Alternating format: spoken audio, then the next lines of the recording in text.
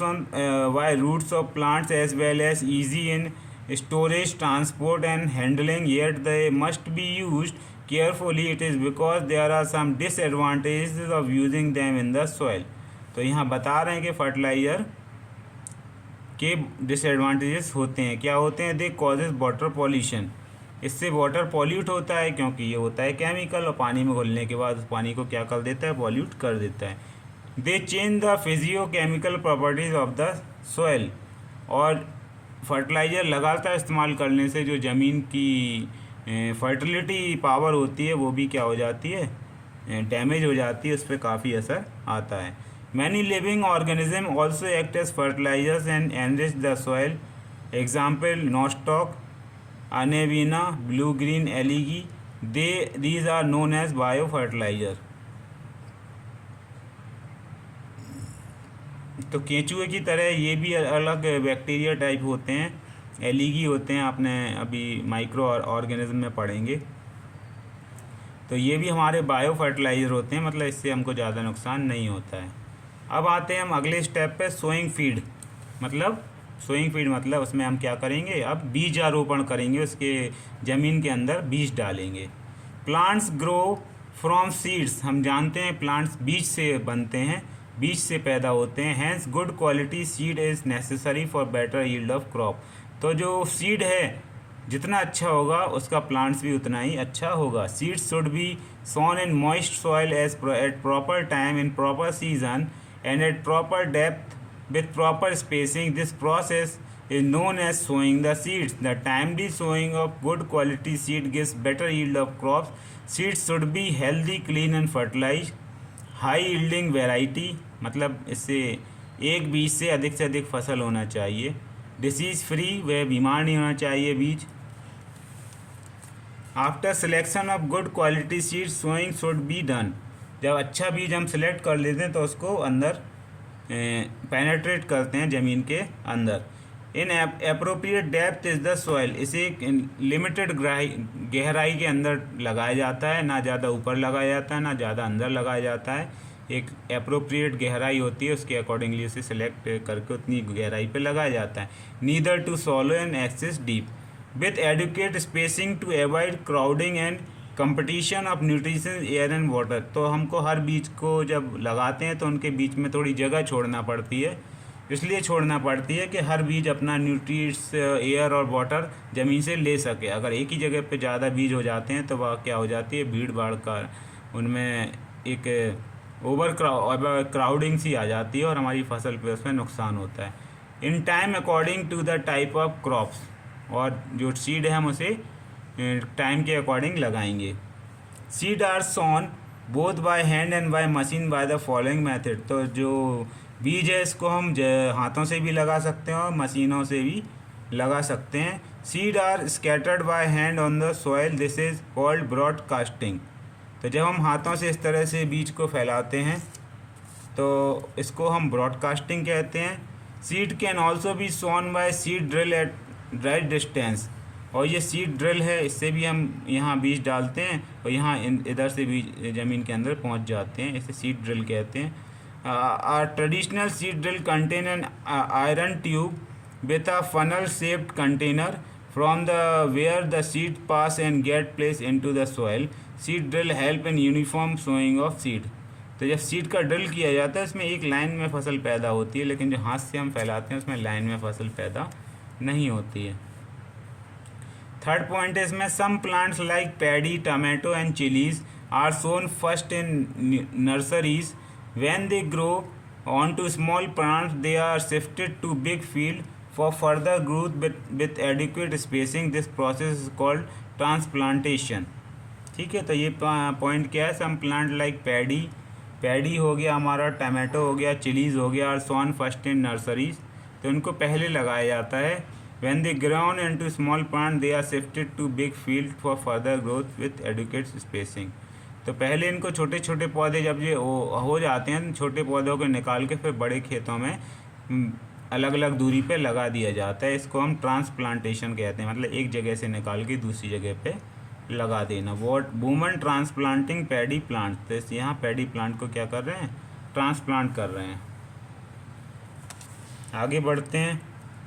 इसमें छोटी सी एक्टिविटी अगर आप करना चाहो, take a bowl hand filled with water, put a handful of wheat और gram seed in it, some seed will float on the water surface while other will settle down at the bottom.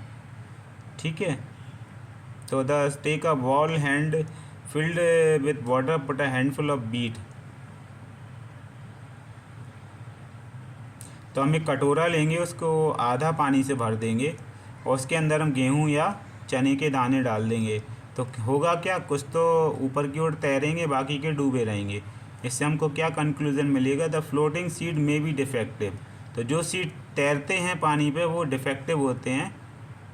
Damage and eaten by pest, उसे कीड़ों के द्वारा खा लिया जाता है, मतलब वो बहुत अच्छे नहीं होते हैं। They become hollow and lighter, उनके अंदर होल हो जाते हैं और वो हल्के हो जाते हैं। Such seeds can not germinate, वे सीड होते हैं अगर उनको हम ज़मीन के अंदर लगा भी दे तो वो जर्मिनेट नहीं होते हैं, उसी के अंदर सड़ के उसे और बैक्टीरिया खा जाता है। The healthy seed settle down at the bottom and should be taken for sowing, और जो बीज पानी के नीचे डूब जाते हैं उन सबको सिलेक्ट करके हम उसको बीजारोपण करते हैं। इसके बाद पॉइंट आता है इरिगेशन। इरिगेशन क्या होता है, इरिगेशन में हम क्या करेंगे, seed in the soil and plants need water for growth and development. अब हम उसको देखभाल करते हैं, उस सीड की, उस बीज की हम देखभाल करते हैं, उसको प्रॉपर पानी देके और उसके विकास को वॉच करके, केयर करके। Sometimes soil gets water naturally by rain, कभी कभी पानी तो बारिश के कारण मिल जाता है, लेकिन बारिश नहीं होने से हमको पानी अपनी साइड से देना पड़ता है। But crop need water at the right time, उन्हें तो सही टाइम पे पानी चाहिए। In case rain does not occur in time the whole crop can be destroy.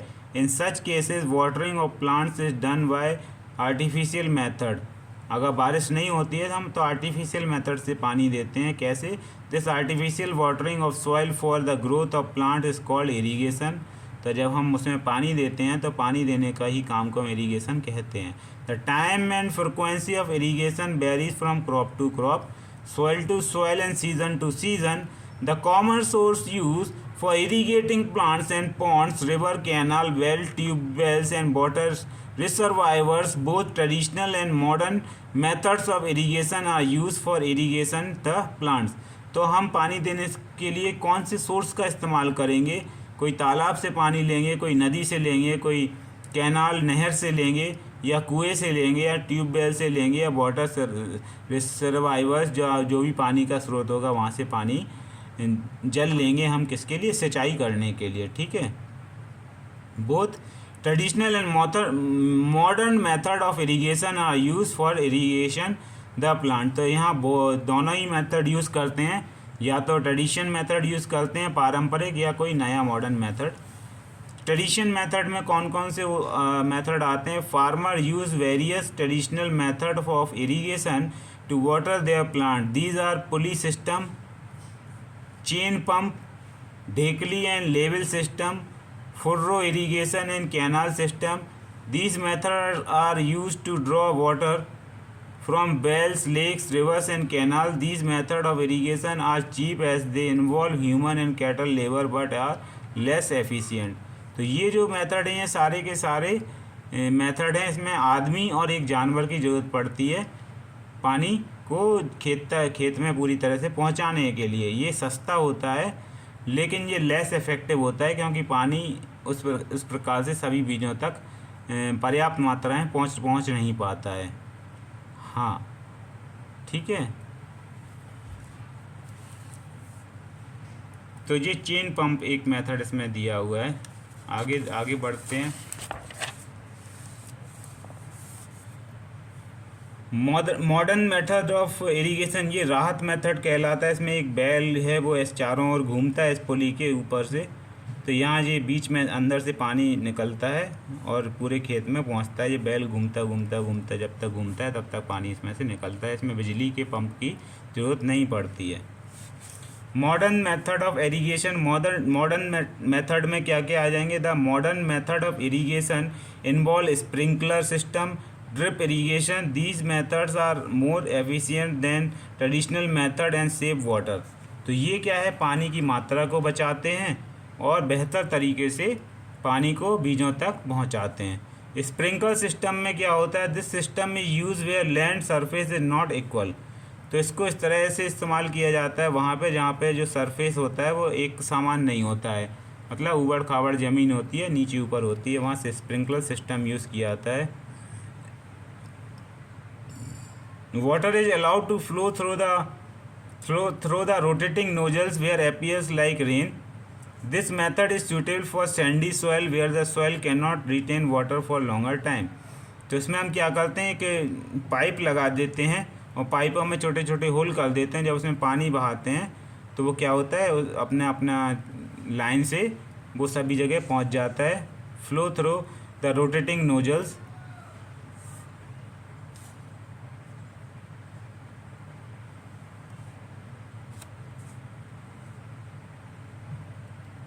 तो ये स्प्रिंकलर सिस्टम दिया हुआ है, इसमें ये ऐसे ऐसे रोटेट करती आती है इसकी ये। तो जब ये ऐसे ऐसे रोटेट करती आती है तो इसके जहाँ पे होल होते हैं उधर पे पानी पहुँच जाता है। तो पूरा 360 डिग्री में इसका पानी फैलता है और रेंज इसकी ऐसे ऐसे बढ़ती जाती है, ठीक है, और कम भी होती जाती है। तो इस तरह से पूरे से खेत में एक एरिया डिसाइड कर लेते हैं और इसको स्प्रिंकलर सिस्टम से करते हैं। ड्रिप इरीगेशन होता है दूसरा। ड्रिप इरीगेशन में क्या होता है, ये है ड्रिप इरीगेशन। यहाँ क्या है, जो जहाँ जहाँ बीज लगाते हैं वहाँ लेजम बिछा देते हैं और उनमें होल कर देते हैं, तो लेजम से उस जगह पे पानी पहुँच जाता है। In drip irrigation water is allowed to fall drop by drop from a pipe just near the roots of plants. Wastage of water does not occur due to evaporation. The drip system is mostly used to water fruit plants, gardens and trees. तो drip जो system होता है ज़्यादातर फलों की खेती में किया जाता है, गार्डन्स और ट्रीज़ में।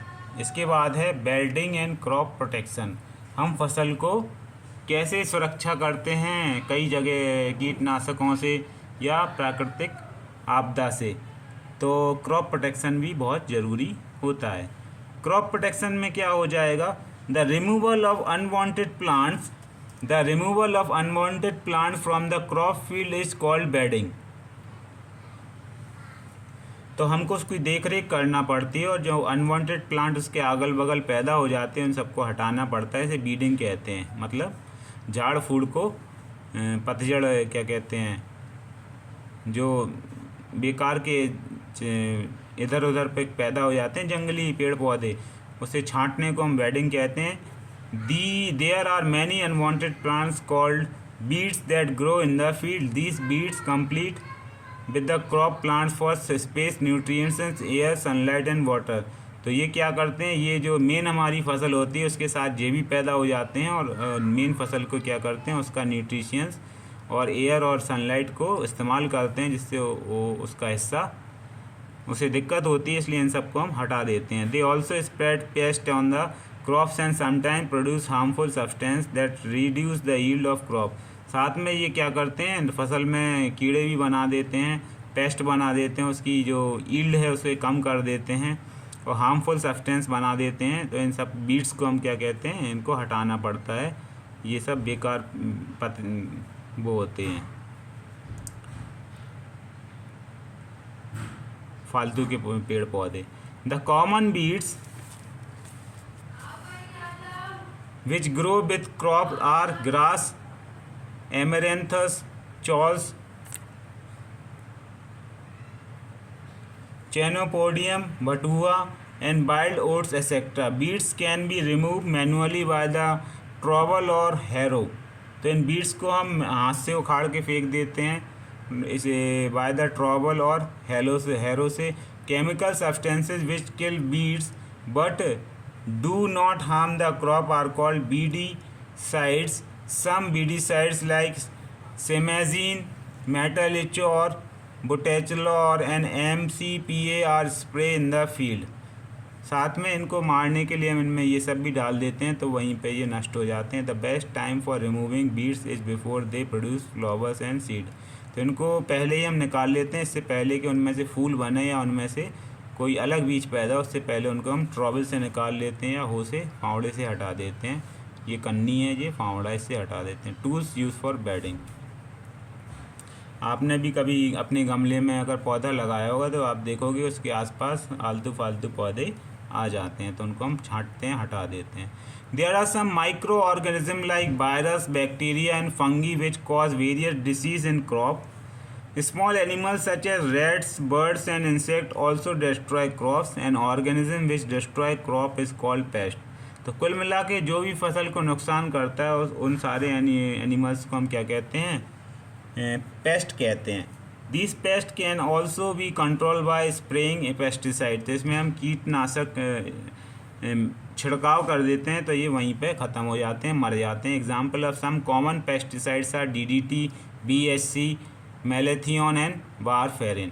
However, weedicides and pesticides are poisonous chemical and they have some disadvantages such as, अब जैसा होता है कि जो भी पेस्टिसाइड हम यूज़ करते हैं ये हमारे फसल को नुकसान करता है क्योंकि इसमें जहर होता है, लेकिन फिर भी इसको बहुत से किसान इस्तेमाल करते हैं। Health of farmers can get affected by there continuous expose. जब हम ये जहरीले पदार्थ को छिड़काव करते हैं तो हमारे किसान की भी हालत क्या होती है, उसकी सेहत पर प्रभाव पड़ता है। Traces of these chemicals may remain in harvest crops and can reach our food plate, so thorough wasting washing should be done before using them. तो अब ये जो जहरीले दवाइयाँ हम डालते हैं ये हमारी मेन क्रॉप पर भी आ जाती हैं, तो हमको इसलिए क्रॉप को सब्जी वगैरह भाजी को पकाने से पहले अच्छे से धो लेना चाहिए, जिससे कि ये जहरीला छिड़काव अगर किया भी गया हो तो वो पूरी तरह से हट जाए। और फैक्ट्स क्या है? Pesticides are very poisonous chemicals, many of this remain in the environment for a long time. In world over 2 million tons of pesticides are used each year. It is estimated that about 20,000 deaths a year occur due to pesticides poisonous.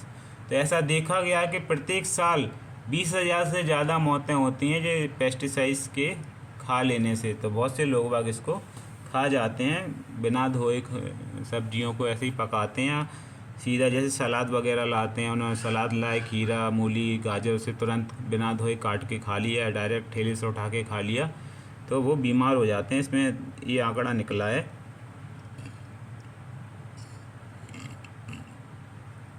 तो 2 million turns pesticides पूरी दुनिया में हर साल इस्तेमाल होते हैं। 20,000 लोगों की हर साल इससे मृत्यु होती है। हार्वेस्टिंग तो किसी के खा लेने से होती है, बहुत से किसान भी छिड़काव करते करते उसी की चपेट में आ जाते हैं और मर जाते हैं। हार्वेस्टिंग इसके बाद है स्टेप हार्वेस्टिंग। हार्वेस्टिंग में क्या करते हैं? This process of cutting and gathering of a matured crop is term as.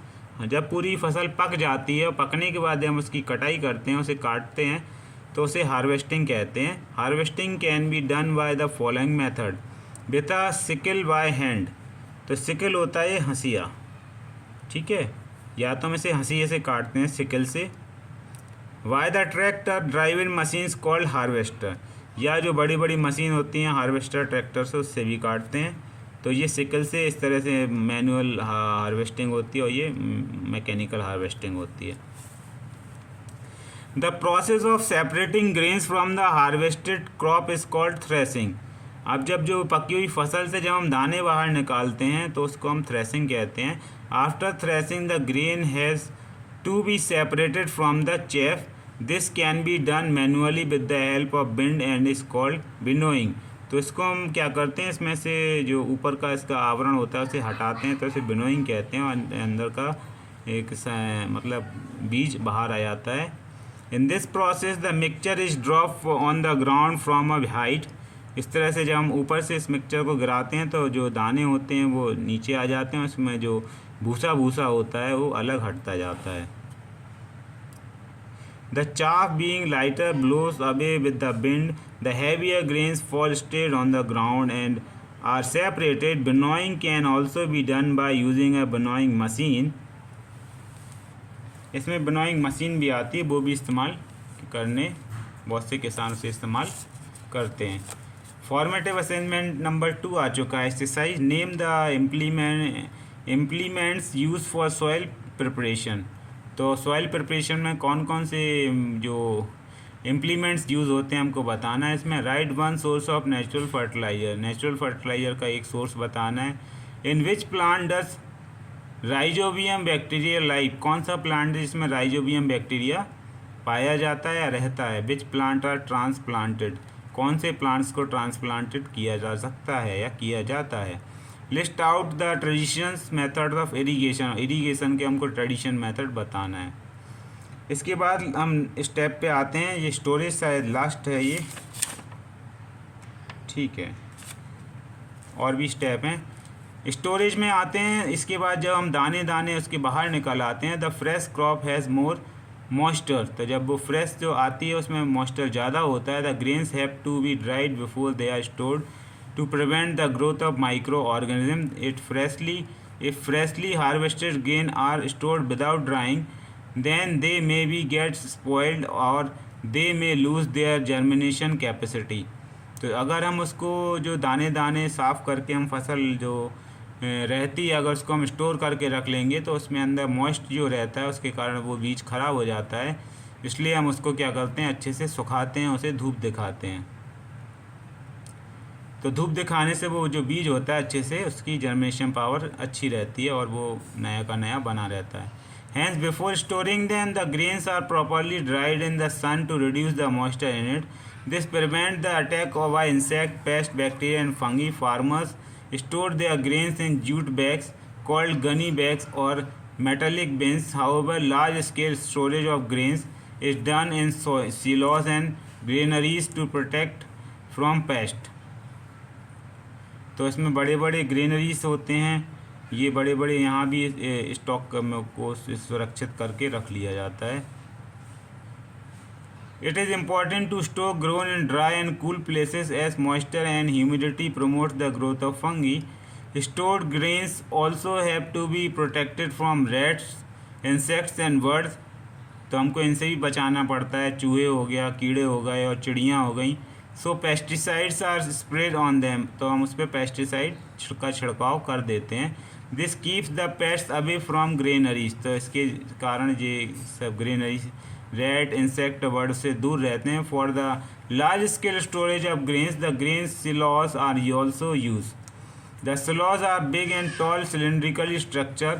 They store different stocks of food items at different levels and are provided with outlets at different levels to withdraw the desired stock of grains. In our country, most of the farmers depend on rainfall for irrigation. Therefore, some stock of grains must be maintained to compensate for the shortage due to failure of monsoon in any particular area. This is known as buffer stock. तो buffer stock को हम क्या कहते हैं कि जो हमारा they store different stock of food item at different levels and are provided with outlets at different level to withdraw the desired stock of grains. तो इसमें हम क्या करते हैं, अलग अलग जगह पर हम उसे स्टोर करके रखते हैं, अलग अलग कंटेनर्स में, ठीक है। In our country most of the farmer depend on rainfall for irrigation. Therefore, some stocks of grains must be maintained to compensate for the shortage due to failure of monsoon in any particular area. This is known as buffer stock. तो ये buffer stock है, ठीक है बच्चों, इतना समझ में आ गया होगा। और आगे देखते हैं फैक्ट्स टू नो क्या है। Modern method of keeping stored grains free of rodent, pest and insecticides is to be continuously circulated nitrogen through the granaries. Microorganisms and pests are unable to grow due to lack of oxygen. The first cold storage in India was set up in 1892 in Calcutta, Kolkata. तो ये थोड़े से fact हैं। Method of increasing crop production, कैसे हम crop का production बढ़ा सकते हैं। एक ही जगह पे हम जो वॉल्यूम ऑफ क्रॉप्स है उसे कैसे बढ़ा सकते हैं। मान के चलो 1 एकड़ में 10 कुंटल कुछ पैदा हो रहा है, गेहूँ या चावल, तो उसे हम 15 कुंटल 20 कुंटल उसी 1 एकड़ में कैसे कर सकते हैं। तो इस तरह से हम उसको इंक्रीज़ करते हैं। देखते हैं sufficient crop production is a necessity of every country to fulfil the food demand of its people. जितना अधिक से अधिक हमारे पास यील्ड होगा उतना हम ज़्यादा लोगों तक उसको पहुंचा पाएंगे। The systematic application of basic agricultural practices and new techniques in crop production can give good yield every season. Selection of improved varieties of seeds, crops rotation and mixed farming are some methods to increase crop production.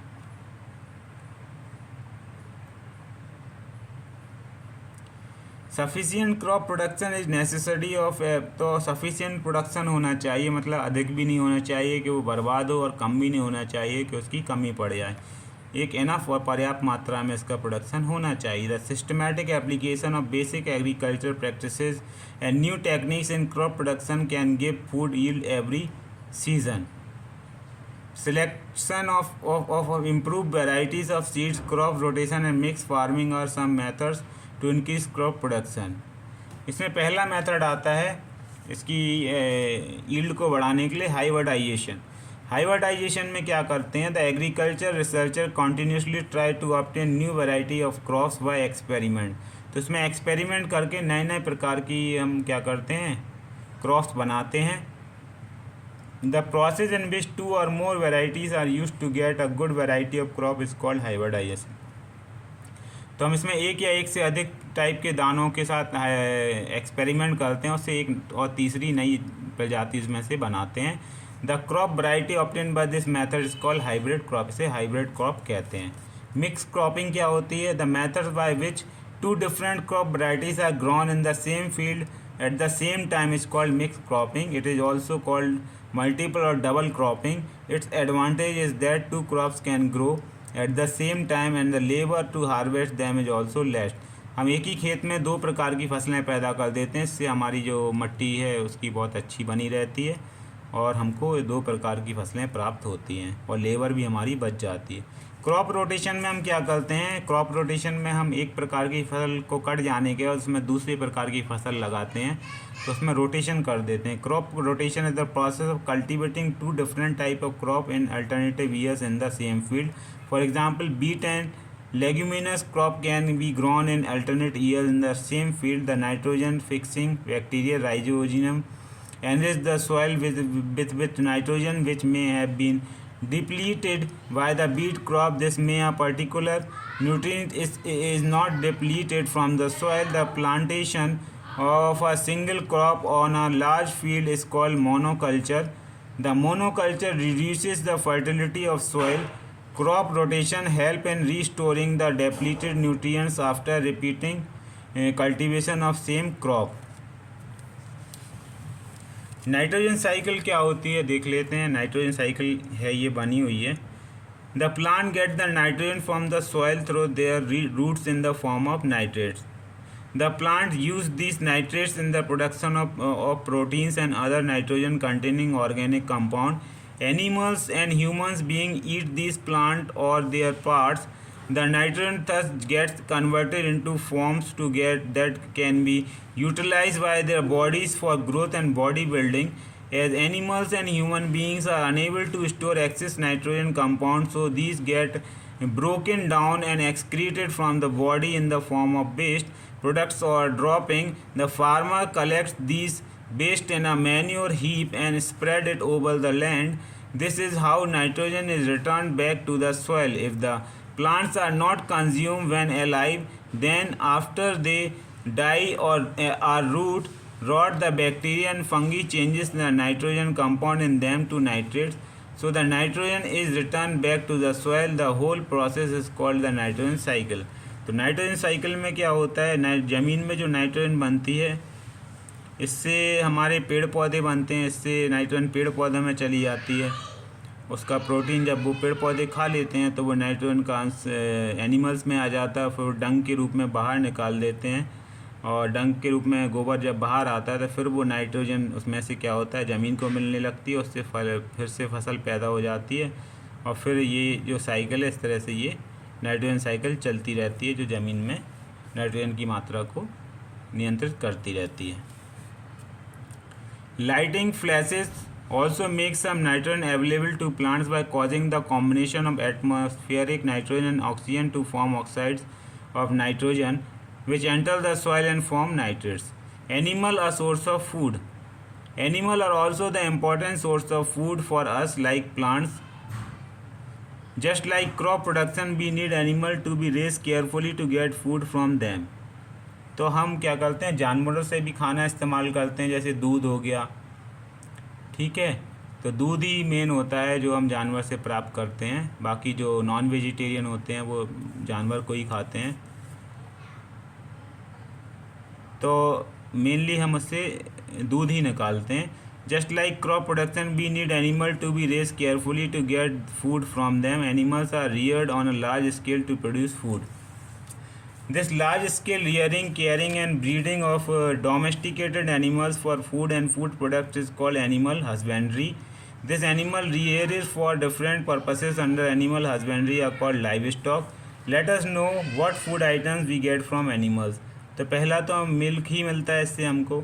Animal which give us milk are called dairy animals and milch animals. Cow and buffalo are the main milch animals. Some other animals which give us milk are goat and camel. The milk of these animals is used to produce milk products like ghee, butter, curd and cheese. Meat. The animals which produce meat for us are mainly goat, chicken and fish. Some other source of meat for human are sheep, prawns and shrimps. Eggs. The eggs producing animal are hen, duck and turkey. The practice of keeping and breeding of eggs producing animal is called poultry. Poultry products are rich source of protein. Honey, हाँ शहद हो गया। शहद भी हमको मिलता है जानवरों से, मधुमक्खियों से। The insect which provide us honey are honeybees. The honeybees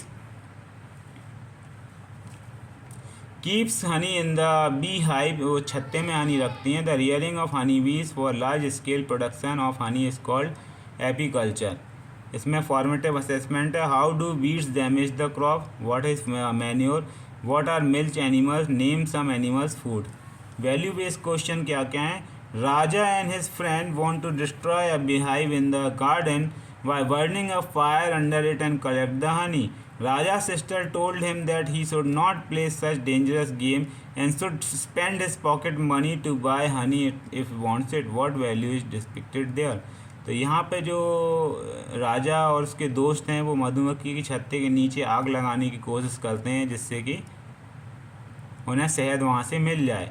लेकिन जो राजा की बहन है वो उन सबको ये करने से मना करती है और कहती है कि अपने पैसे खर्च करके बाज़ार से हनी खरीद लो, ये सब मत करो। तो व्हाट वैल्यू इज़ डिपिक्टेड, तो यहाँ पे कौन सी वैल्यू डिपिक्ट हो रही है, क्या प्रदर्शित हो रहा है, इसको हमको बताना है। तो उम्मीद है बच्चों आपको इस चैप्टर समझ में आया होगा। तो ये सारा का सारा एग्रीकल्चर के बारे में बताया गया। वोकेबलरीज़ की देखना और एक्सरसाइज भी इसकी करना इसकी। ओके, तो यहाँ पे इस चैप्टर का एंड होता है। इसके बाद नेक्स्ट चैप्टर में आएंगे। ठीक है, राधे श्री राधे सीताराम।